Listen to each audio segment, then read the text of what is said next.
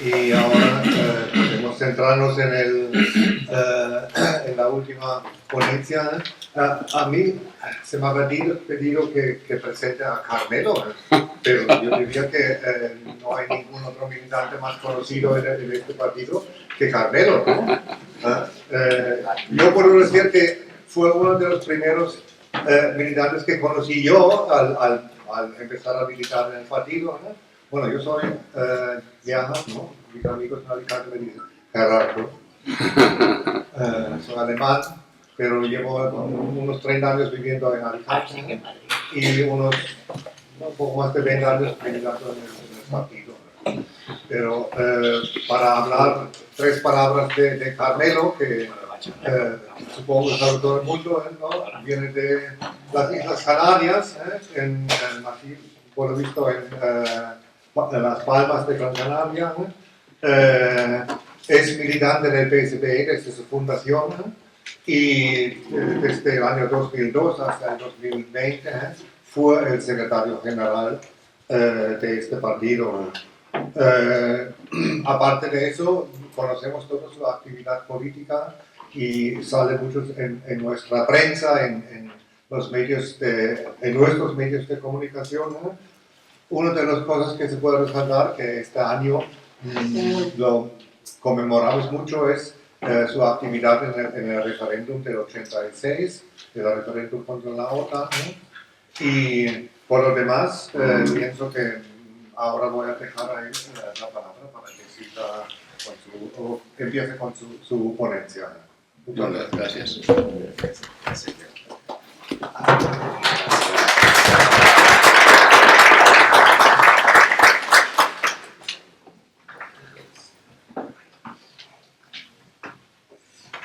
Buenos días.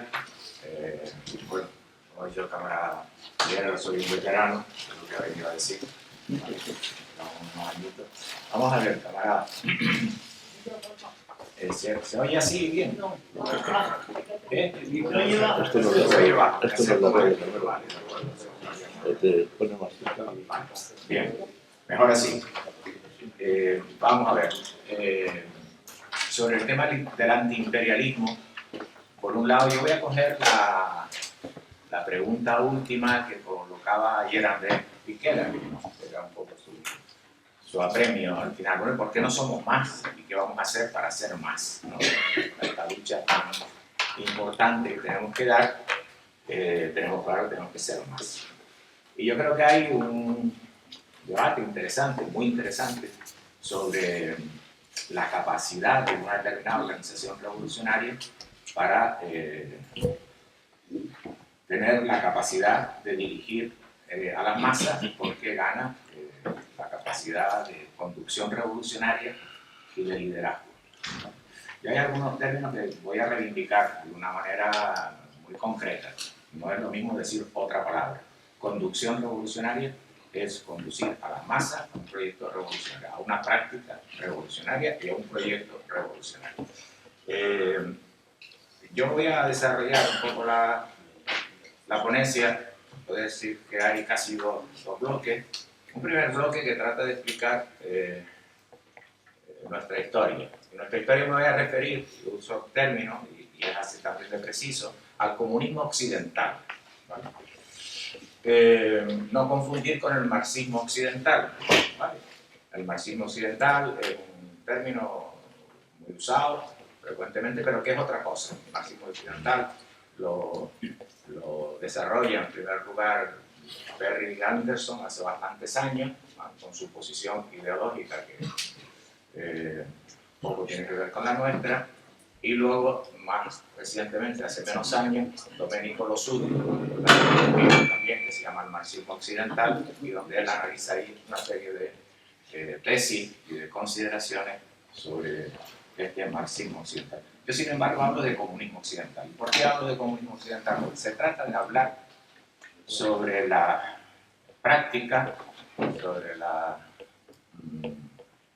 casuística de las organizaciones revolucionarias comunistas occidentales.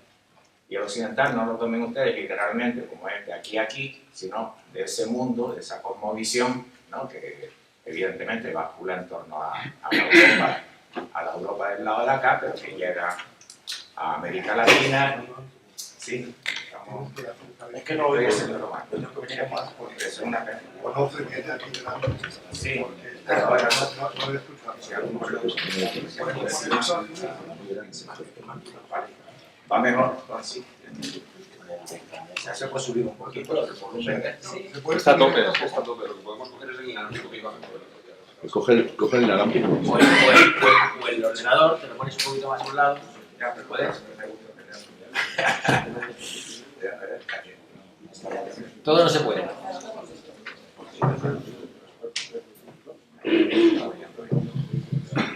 Sí, suena, pero... Es eso, es una posición. Sí, es que estoy cosas ahí, pero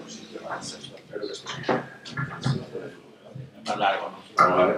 ¿Va mejor esto? Mejor, Sí, mejor. Lo vuelvo así un poco.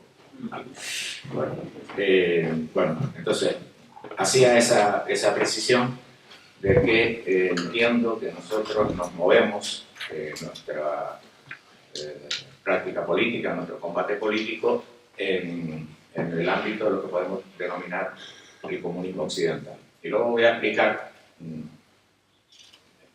poco una cierta referencia histórica y lo que nos coloca aquí, ¿vale? Bien, a la hora de hablar de antiimperialismo, a mí me ha parecido oportuno empezar hablando de Cuba, de Fidel y de su revolución. Se cumplen 100 años y yo creo que nos ofrece un ejemplo extraordinario de lo que es el antiimperialismo como praxis. Más que el antiimperialismo, porque es muchas más cosas, pero para el imperialismo nos vale perfectamente.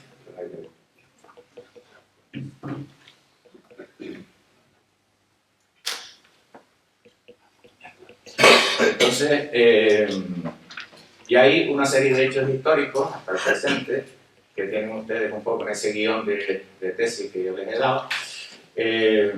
Y empezamos con el 26 de julio del año 53, donde un grupo de jóvenes audaces deciden asaltar los cuarteles, ¿no? Carlos Manuel de Céspedes y en Moncada, y es un desastre. ¿Vale? Fue un desastre. Se equivocaron con la camioneta o el coche que iban, se fueron para otro lado. Bueno, los trincaron al final, todo el tema, ¿no? Aquella acción que fue un desastre, hoy sigue siendo eso que llaman el movimiento 26 de julio. Es decir, que por tanto la historia nos coloca en el desarrollo de los acontecimientos de esa manera. Y ese 26 de julio trajo después la prisión, todas las cosas que pasaron, no entro en eso, pero trae esa defensa extraordinaria que hace Fidel frente al tribunal de los sicarios, que se escribió después como la historia me absolverá. ¿Y qué destacaría yo desde el punto de vista del antiimperialismo y de la práctica antiimperialista de ese discurso? Un discurso a la ofensiva en unas situaciones que habían sido derrotados, en que estaban en prisión, que los iban a condenar a la más grande. Y la posición de Fidel es saber situarse por encima de todas esas circunstancias adversas y convertirse en el acusador de quienes lo juzgaban. Esa es una posición a la ofensiva que hace Fidel ahí, nos saca ahí una gran enseñanza. Y a partir de ahí sí se forma un movimiento, una política de alianza, que estamos hablando de una lucha que era una lucha contra la dictadura y al mismo tiempo es una lucha de liberación nacional.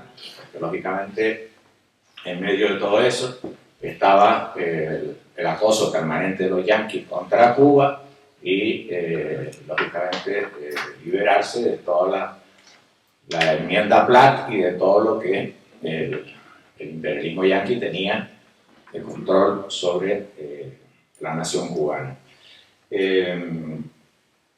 Entonces hay una política de alianzas que se configura conforme al objetivo, conforme a la lucha contra la dictadura, pero conforme a la lucha por la soberanía, en la línea de José Martí, en la línea de los anteriores dirigentes del ejército Mambí, y por tanto ahí se define cuál es la alianza que corresponde para esa lucha concreta y para ese momento concreto. Y por tanto, ahí se configura eso, movimiento 26 de julio, no lo ampliamos, ¿vale? Luego, Fidel, una vez que consigue, voy a tener este problema, se me falla, tal vez. Una vez que consigue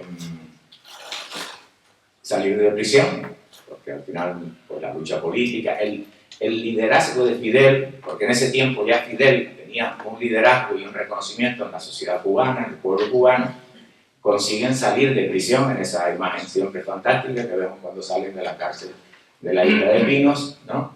Y ahí están demostrando ya que ha sido la presión del pueblo la que ha conseguido que ellos salgan de las prisiones de la dictadura batista. Y Fidel vuelve otra vez a la carga, se va a México y organiza el Granma. El Granma tiene esa escena tan icónica, o ese encuentro tan icónico con Raúl, ¿no? En este que dicen ahí cuántos fusiles tienes, 5, 7, pues ahora sí que ganamos la guerra. Y eso es moral revolucionaria, camarada. Eso es moral de combate revolucionaria. No dice estamos jodidos, todos tenemos 7 fusiles, no, ahora vamos a ganar. Es decir, ese elemento de la subjetividad revolucionaria es un elemento extraordinariamente importante. Y Fidel se sube a la Sierra Maestra, y en la Sierra Maestra hay 1000 ejemplos de lo que es la lucha con el pueblo, lo que es la lucha armada, pero incluso en esa lucha armada, el factor pueblo, el papel fundamental que juega en la lucha revolucionaria. Porque nunca estos revolucionarios en la Sierra Maestra tuvieron ningún trato desconsiderado con respecto a los guajiros, con respecto a las poblaciones campesinas, sino que todo lo contrario, siempre tuvieron una relación de respeto y cuando querían, necesitaban algo, lo pedían. No eran otros que han hecho por ahí, que a veces iban por ahí y como necesitaban la guerrilla, no sé qué, entraban en un pueblo y agarraban a los campesinos y les jalaban todo para afuera. Ese no es el caso de Fidel, no es el caso de Cuba, e igualmente no es el caso del trato a los prisioneros, que en ningún caso fue una conducta que se alejara de los principios de la ética revolucionaria que Fidel reivindica en ese libro que escribe sobre todo el tema de la lucha en Sierra Maestra. Dice, no, es que nunca nosotros hicimos nada de lo que nos tengamos que arrepentir del trato a los prisioneros o a los enemigos con los cuales nos encontramos, ¿vale? Tengo que ir ligerito, esto voy punteando porque si no, no me va a dar tiempo de donde lo quiero desarrollar, centrarme más, ¿vale?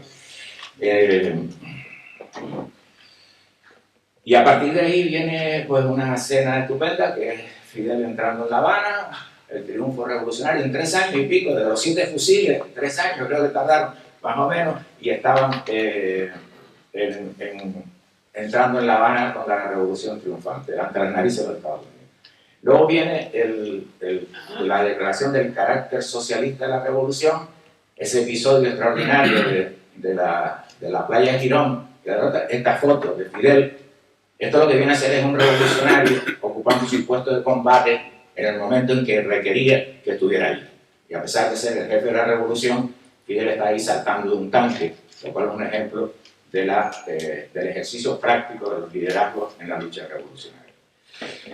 Ahí se declara el carácter, un par de días antes se declara el carácter socialista de la revolución, es decir, ese proceso revolucionario del 59, no es hasta el 61 que se declara como carácter socialista.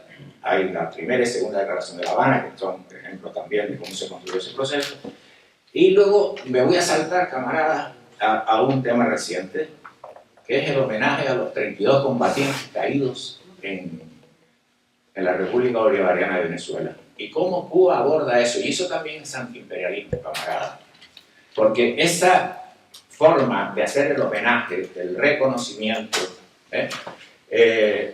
convocar a la marcha combatiente de todo el pueblo para despedir a los 32 combatientes caídos, es una cultura revolucionaria antiimperialista.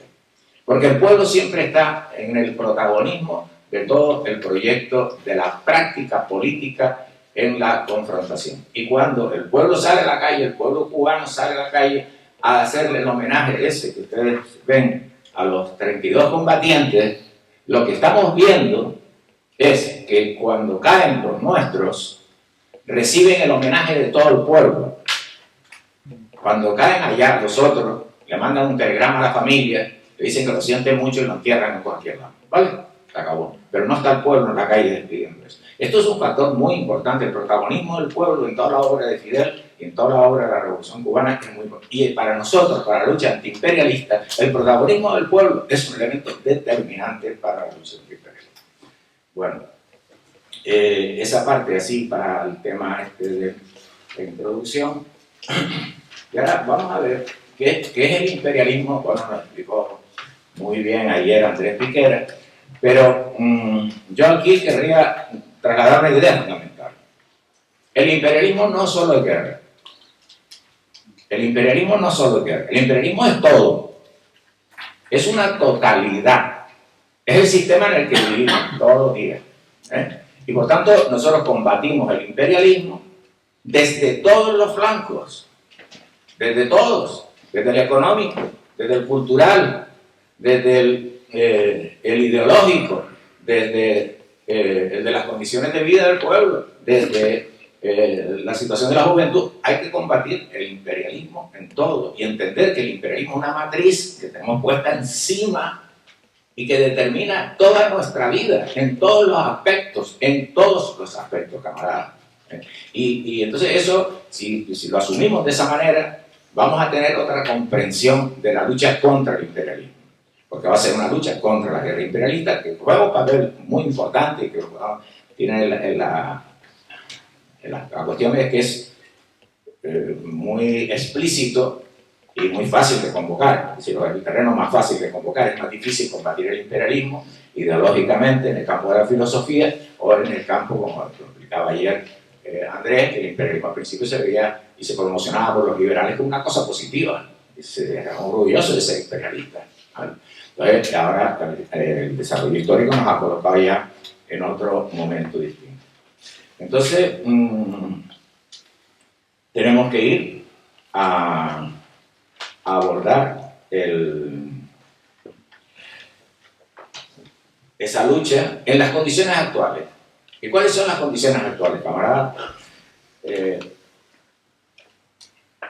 la sociedad capitalista se ha producido ya la base material necesaria para construir la sociedad socialista. Ustedes piensen, Lenin hace la revolución en 1917 con un país feudal o semifeudal, en unas condiciones materiales terribles, hicieron la revolución, hicieron todo lo que hicieron. Vamos a hablar un poquito de eso.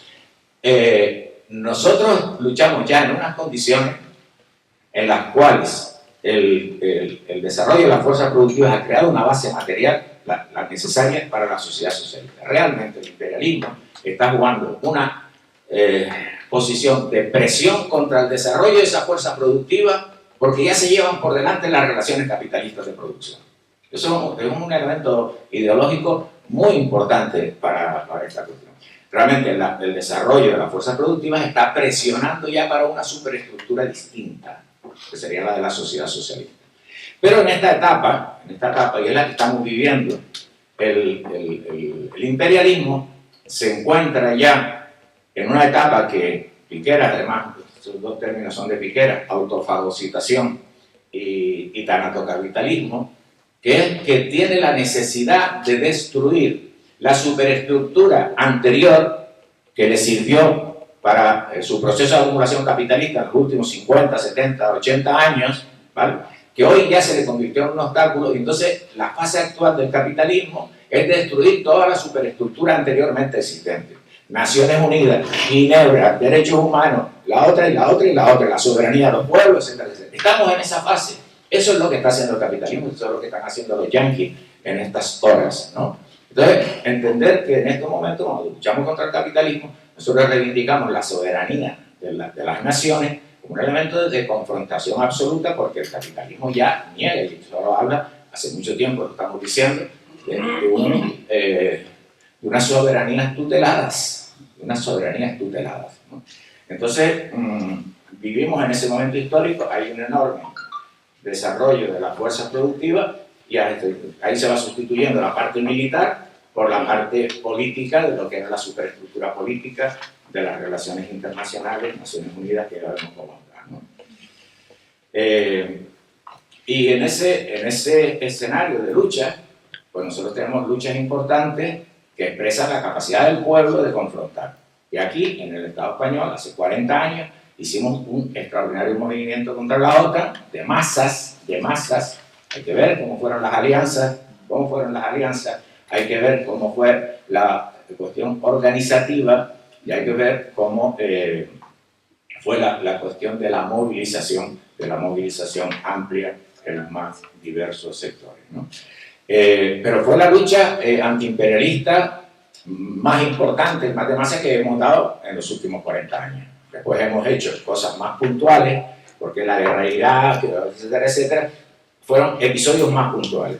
La lucha contra la OTAN fue un proceso largo, de articulación, de movilización, de creación de la Coordinadora Estatal de Organizaciones Pacifistas, que consiguió unificar a la totalidad del movimiento, ¿no? Y fueron varios años de trabajo para llegar al tema del referéndum de la OTAN, ¿vale? Después, un referente nuestro que no podemos dejar de nombrar para el tema del antiimperialismo es Alexis Castillo. Es antiimperialismo en praxis absoluta. El camarada decide que va allí, donde entiende que tiene que estar con las armas en la mano, y ahí cae en el combate, lo cual es un elemento clarísimo. Y después cogemos el ejemplo de Ho Chi Minh,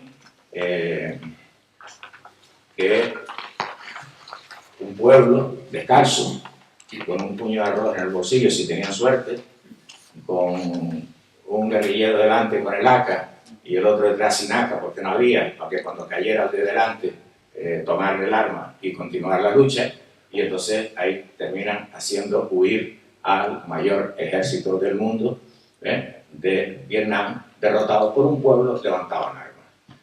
Esos son conceptos de antiimperialismo, camarada, de imperialismo práctico, que son elementos orientadores, elementos que de las experiencias anteriores que nosotros tenemos que tener en cuenta y aprender, ¿vale? Y ahora voy a ir a lo del comunismo occidental para después entrar ya más en la parte del antiimperialismo. Vamos a ver. En 1917 fue un hito de la historia donde es un parteaguas, que se dice, ¿no? Antes de 1917, después de 1917. Por primera vez la clase obrera se constituye clase en el poder. Y esa revolución es, como decíamos, contra el sistema de dominación en su totalidad. En su totalidad. Y hay aquí un elemento que yo creo que hay un déficit que me gustaría formar parte del debate, si hay opiniones a favor o en contra de este planteamiento, porque el proceso revolucionario de 1917 no fue solo que Lenin, al frente del partido bolchevique, dirigiera la lucha y tomara el poder y empezara a construir el socialismo. Sí, todo eso es cierto. Pero es que lo que se construyó en la Unión Soviética fue una cosa extraordinaria. En la Unión Soviética, en los años siguientes, el desarrollo intelectual, cultural, científico, fue absolutamente extraordinario. Y mi opinión, fue el momento más alto del desarrollo de las sociedades occidentales, europeas, etc. Después hemos ido para abajo. Desde el punto de vista cultural, intelectual, científico no, porque las ciencias han ido avanzando a otro nivel, pero científico en ciertos aspectos sí, con la Academia de Ciencias de la Unión Soviética, y eso colocó al movimiento revolucionario mundial absolutamente en la vanguardia, absolutamente en la vanguardia.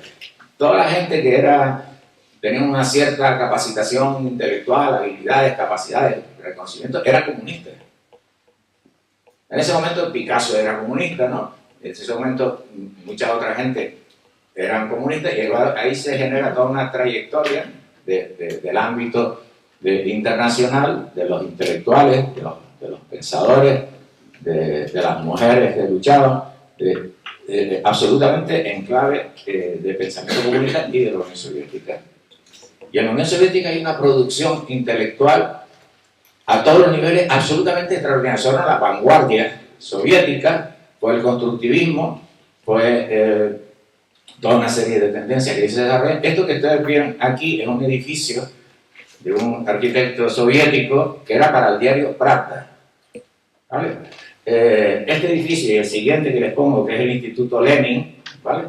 Esto es de Leonidov. Esto es lo que está copiando todavía Norman Foster y no aprende a copiar bien, ¿vale? Y es un arquitecto de gran prestigio internacional. Esa es la realidad de las cosas. Lo que ahí se hizo en el campo de la propaganda, en el campo de la publicación de libros, en el campo, lógicamente, de la filosofía y, lógicamente, en general de la ciencia. Ahí se produce una cosa absolutamente extraordinaria, una auténtica explosión del desarrollo del conocimiento humano, espectacular, espectacular. Ya les digo, ustedes piensen que este proyecto están viendo el edificio Lenin, a ustedes les parecerá rarísimo, lo que sea, pero este es un proyecto de hace 100 años. Este es un proyecto de hace 100 años, que tiene una vigencia actual total y absoluta. Hoy es vanguardista, hoy eso es vanguardista.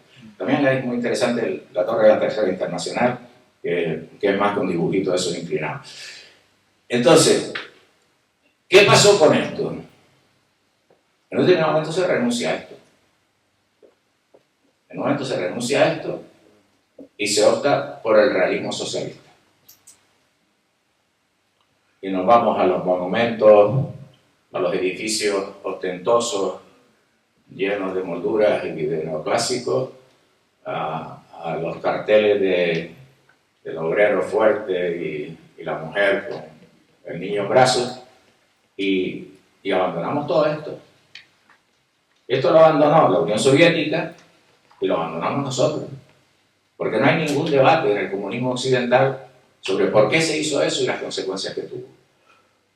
Entonces, en un determinado momento, que estábamos absolutamente lanzados a la vanguardia mundial, construyendo toda una nueva sociedad con un montón de elaboraciones en el campo del pensamiento, del conocimiento, etcétera, etcétera, se hace un repliegue. Y eso es un buen debate.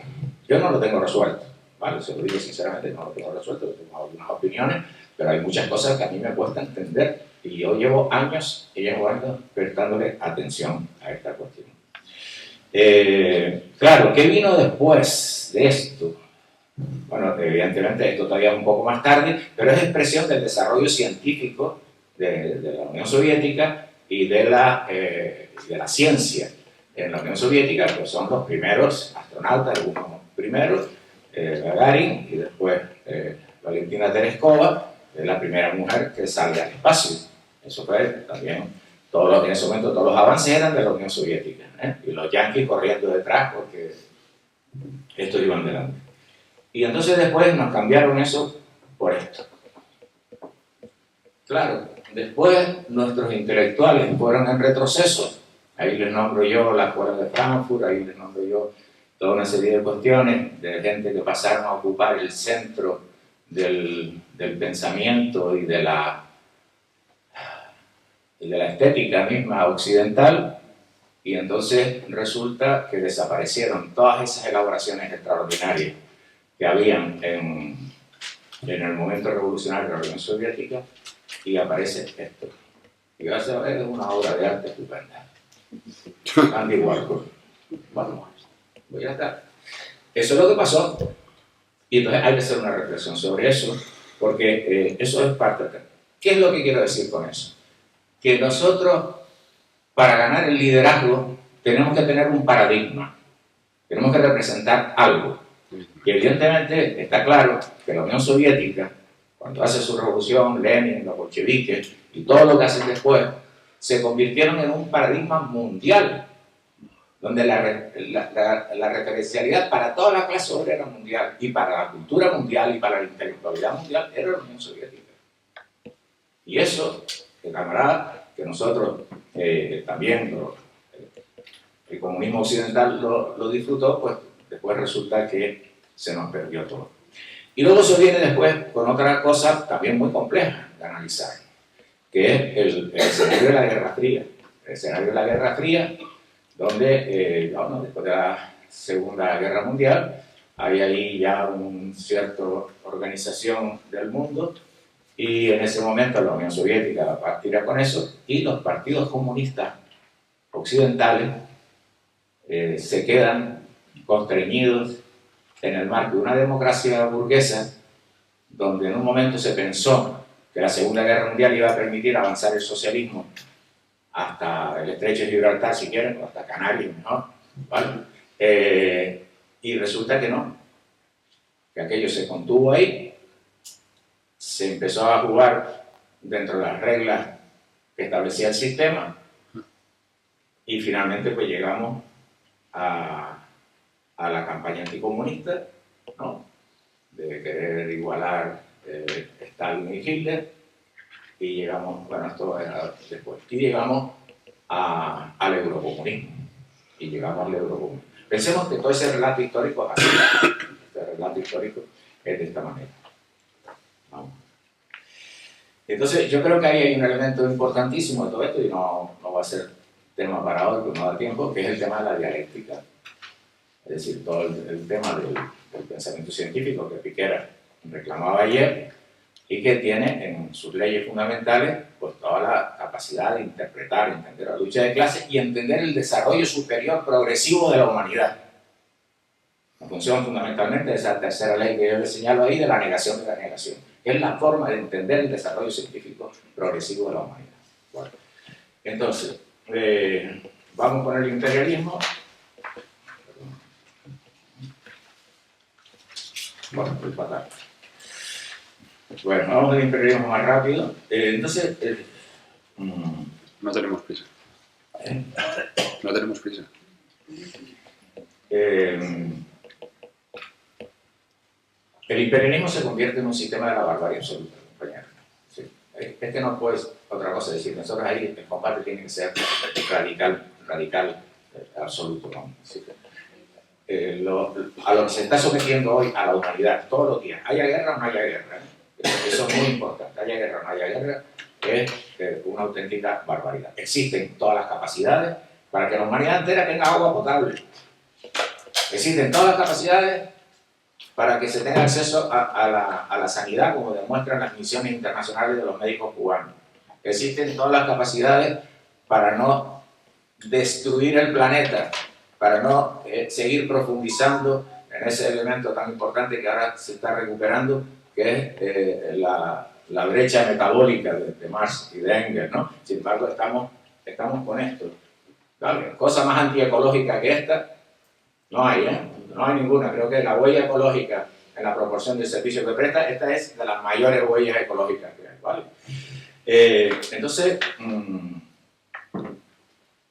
tenemos problemas, porque tenemos que analizar estas cosas y porque no existe una unidad revolucionaria internacional. Nosotros hemos hecho muchos esfuerzos, se han hecho muchos esfuerzos por parte de distintas organizaciones comunistas para avanzar en una unidad revolucionaria internacional, y esto está en horas muy complicadas precisamente, y eso es un paraguas que no tenemos, por lo tanto nos llueve encima directamente, ¿vale?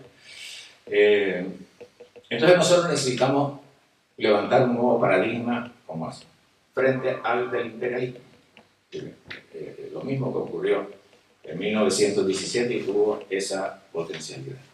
Entonces, hablamos de, lógicamente, hay algunas cosas que... Sí, perdón. ¿Qué? Gracias. Vale, esto es imperialismo. Lo leemos como imperialismo. ¿Qué leemos? Bueno, que la familia tiene que ser así, ¿bien? ¿Vale? Vale. ¿Qué leemos? Que el padre enseña que ella es propietaria de una casita. ¿Vale? ¿Qué leemos? Que la casita es una casita individual. ¿Vale? Así, no sé qué. Que la casita tiene su tejadito y todo, es encantadora. Un hogar. ¿Vale? Esto es imperialismo, camarada.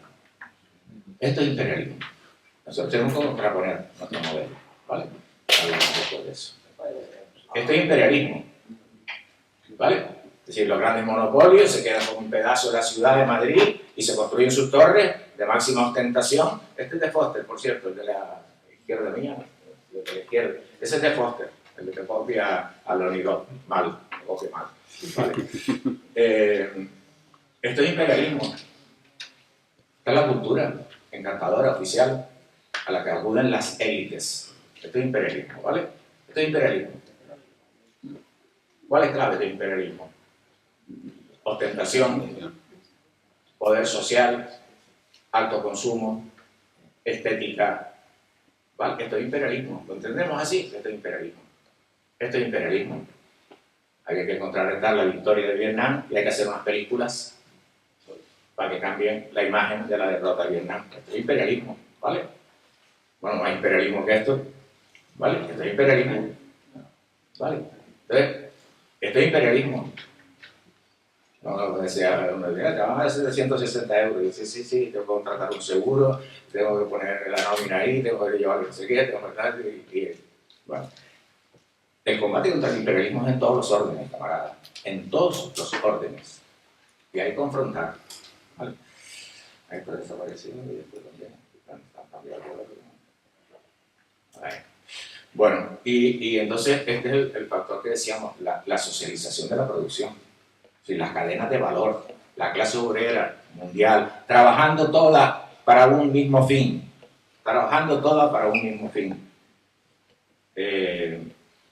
Y lógicamente eso demanda una superestructura nueva. Esa superestructura nueva puede ser la mayor dictadura del capital o puede ser la sociedad socialista. ¿Vale? Y es nuestra apuesta. Bueno, aquí cuando el tema del abandono a las posiciones revolucionarias venía antes, y esta que tiene que venir antes, que es nuestra lata de atún. Algunos lo conocen, el tema de la lata de atún, alguna gente no, pero esta lata de atún es la cosa que condensa la lucha de clase mundial y el desarrollo de las fuerzas productivas. Toda la clase obrera mundial ha participado en que esta lata de atún esté en la estantería del supermercado. ¿Vale? No me extiendo sobre esto. Si quieren alguien que no conozca el tema, en el coloquio podemos avanzar un poquito más, ¿vale? Y luego tenemos un factor fundamental, la alienación, ¿verdad? Marx le dedica mucho a la alienación, y la alienación es un factor fundamental de la dominación, de la hegemonía. Si yo creo que los intereses de mi enemigo son mis intereses, yo voy a ser una persona dócil y voy a someterme. Si la sociedad cree que los intereses de sus enemigos son sus intereses, evidentemente es una sociedad dócil que no lucha y no confronta. Esto es alienación, ¿vale? Un tipo de mujer, una determinada imagen, ¿vale? Esto es alienación, ¿no? El típico emigrante que vota a Trump, ¿no? Y después lo saca por ahí para afuera de mala manera, ¿no? Eso es alienación. Y esto es alienación. A los que les gusta el fútbol, lo siento, pero esto es alienación, ¿vale? Como fenómeno de masas. Como fenómeno de masas es alienación. Y luego hay un tema fundamental de la lucha antiimperialista, que es el liderazgo. Camarada, ¿cómo se construye el liderazgo? Los liderazgos juegan un papel en todos, si ustedes lo piensan, en todos los procesos de emancipación, todos los procesos revolucionarios, hay liderazgos que son individuales o colectivos. Y esos liderazgos, les voy a contar una pequeña anécdota, me voy a ocupar un par de minutos. Fidel Castro, en 1959, entra en La Habana y es el líder de la revolución. Pero es el líder de la revolución en La Habana y en todo el mundo. Porque en octubre de 1959, cuando en Gran Canaria Franco consigue casualmente atrapar a Juan García Corredera, lo lleva a juicio, ¿vale? En aquella situación de terror del año 59, después de haber estado 23 años persiguiéndolo, se concentran 5.000 personas en el lugar del juicio, que 5.000 personas es como 50.000 hoy en la ciudad de La Palma, al grito de qué consigna: ¡viva el Fidel Castro Canario! Eso es liderazgo, era liderazgo de Fidel Castro y era liderazgo de Juan García Corredera. Podemos hablar después más de esas cosas, pero el liderazgo es un elemento fundamental. El liderazgo es Daniel Ortega y el Frente Sandinista. El liderazgo colectivo es el Frente Sandinista de Liberación Nacional. El liderazgo personal era, lógicamente, Daniel Ortega y los comandantes que estaban con él, que también jugaron un papel destacado, no los que luego se rajaron, no se olviden, ¿vale? Y las luchas tienen liderazgo, y nosotros tenemos que construir liderazgo, ¿vale?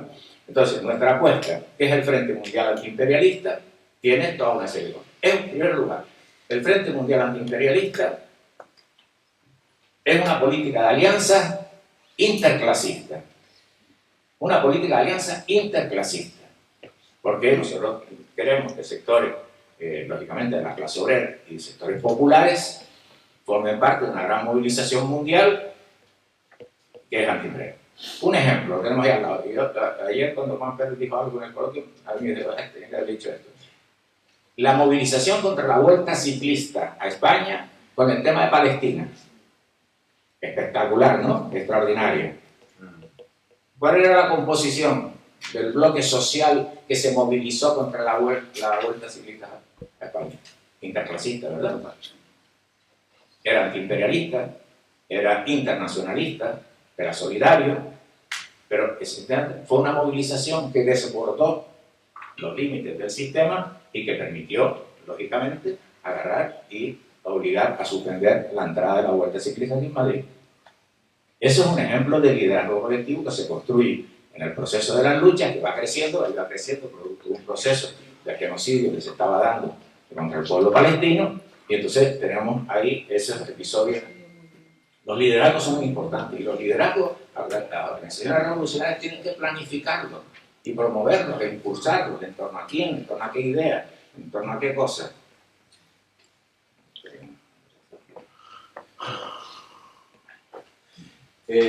Entonces, ese Frente Mundial Antiimperialista tiene un programa que trata de ir a los elementos centrales de lo que es la dominación imperialista.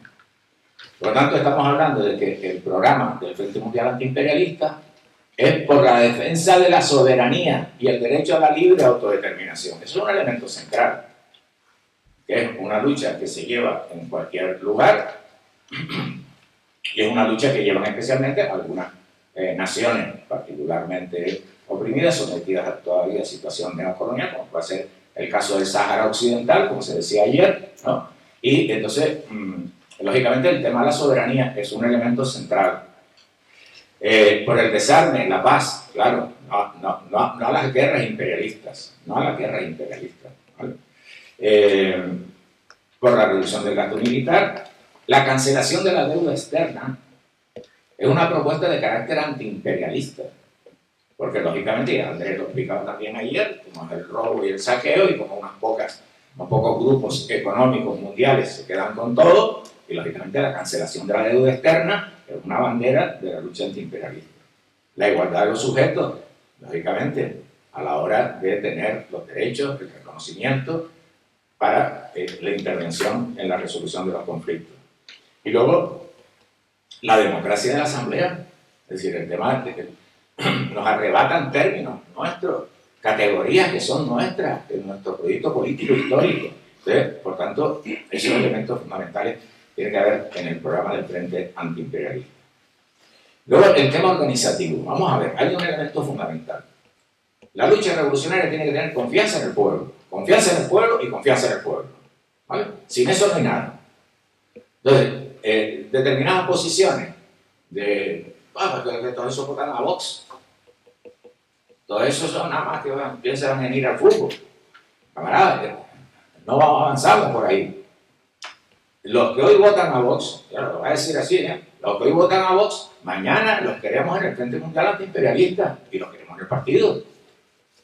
¿Por qué? Porque un pueblo alienado, porque es un pueblo sometido que está actuando y tomando sus decisiones en contra de sus intereses propios.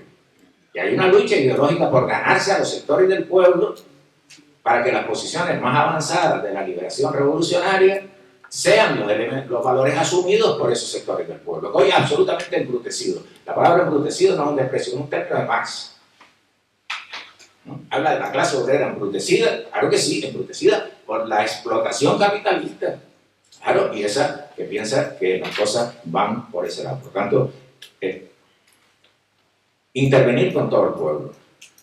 Y luego intervenir desde la organización. Es decir, no es posible desarrollar un frente antiimperialista si no estamos fajados en la lucha del pueblo todos los días. Si no estamos organizando comités populares donde podamos aquí o allá, de 3 personas o de 23, pero organizando comités populares para darle estructura, para darle organización. Eso tiene una dirección. En la dirección, pues lógicamente hay organizaciones están la organización revolucionaria y están otras organizaciones en una pugna por la hegemonía. En los frentes de masa se está permanentemente a codazos en una pugna por la hegemonía. Eso es lo más normal.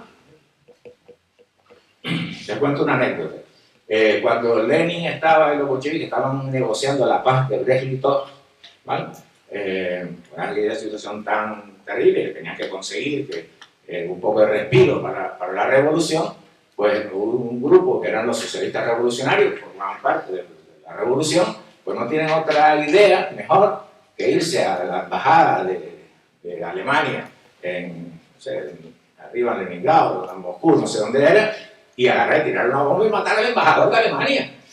Cuando los bolcheviques estaban negociando la paz de Brest-Litov, claro, y Lenin tuvo que seguir negociando la paz de Brest-Litov a pesar de que los cabrones aquellos se les ocurrió esa ocurrencia. En los frentes de masa acabará a luchar a codazos por ganar la hegemonía. Lógicamente con habilidades tácticas, con la búsqueda del reconocimiento social, de los liderazgos, etcétera, etcétera. Es un elemento fundamental de la lucha de masas. Yo me vuelvo otra vez al ejemplo de la Vuelta Ciclista. ¿Quién convocó la Vuelta Ciclista? Pues un movimiento más reformista que no puede ser, que estaban los de la RESCOP por ahí, ¿no? Y otras asambleas de solidaridad con Palestina, no sé qué, y un movimiento que estaba ahí más o menos se mantenía, y eso fue lo que convocó.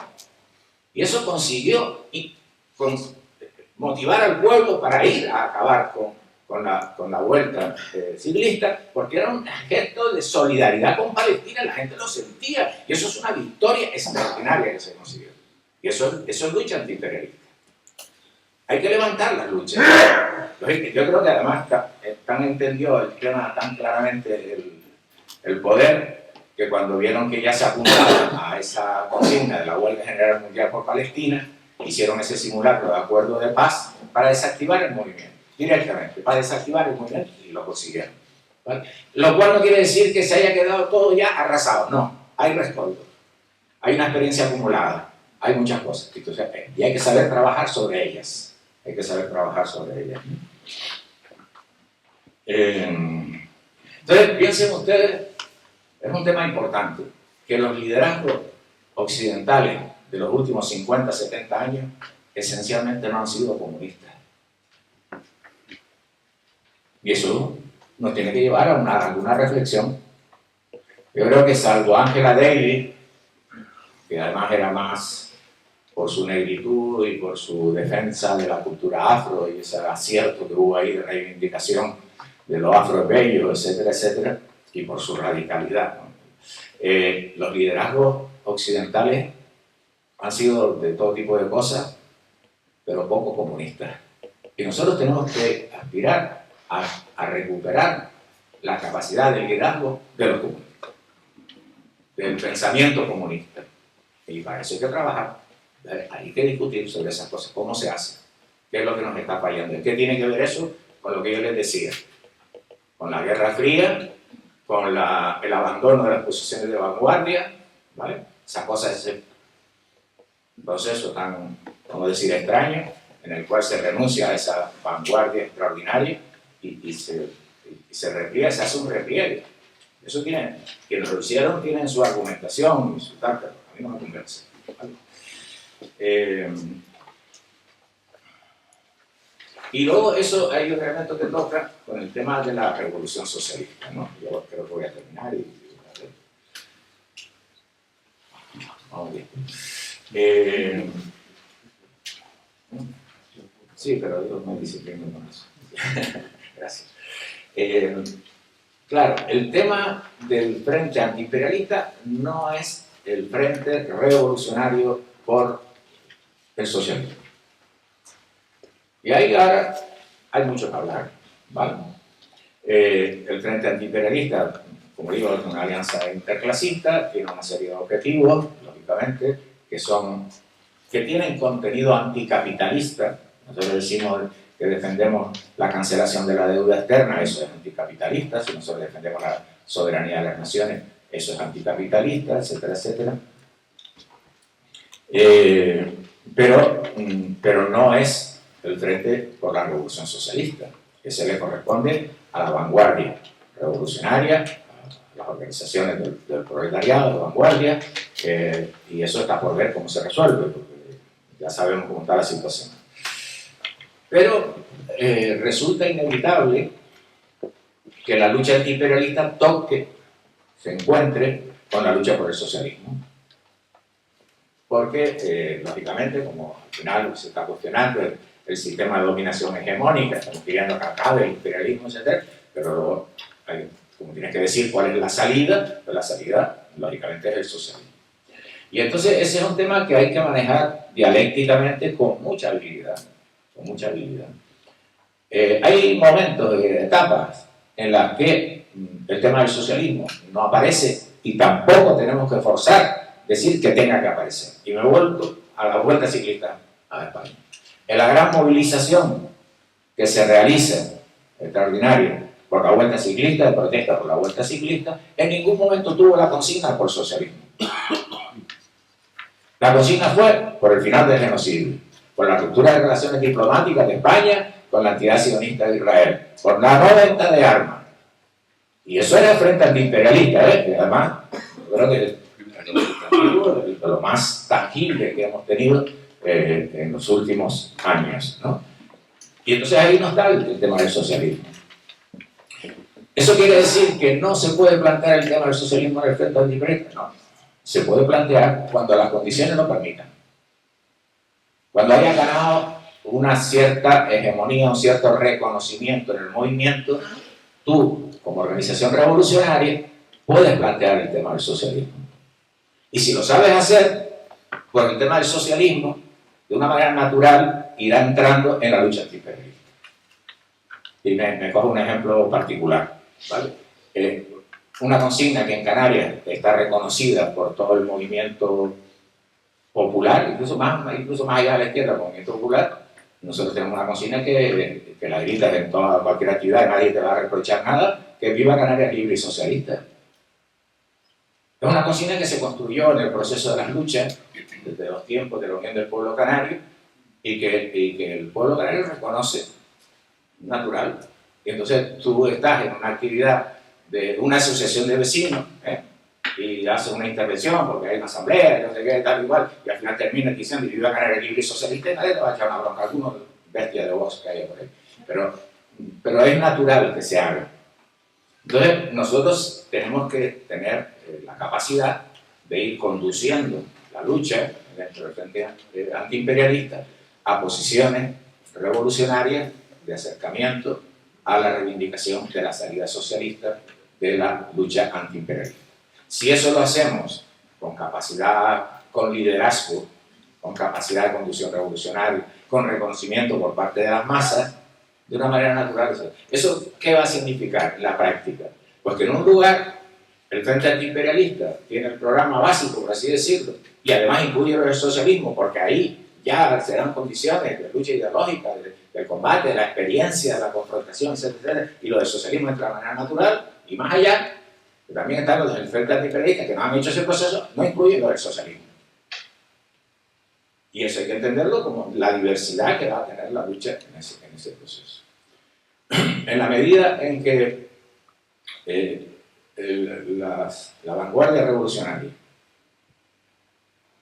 vaya teniendo esa asunción del protagonismo de las masas, el protagonismo del pueblo en la lucha antiimperialista y en la lucha revolucionaria, las cosas van a cambiar de manera extraordinaria. Pero para eso hay que tener la vanguardia. Ahí hay que definir cómo se interviene. Hay que tener una estrategia, incluso de Agipro. Hay que tener incluso una estrategia de Agipro. Cómo colocamos ese tipo de cosas. Para que en un determinado momento llegar a un proceso de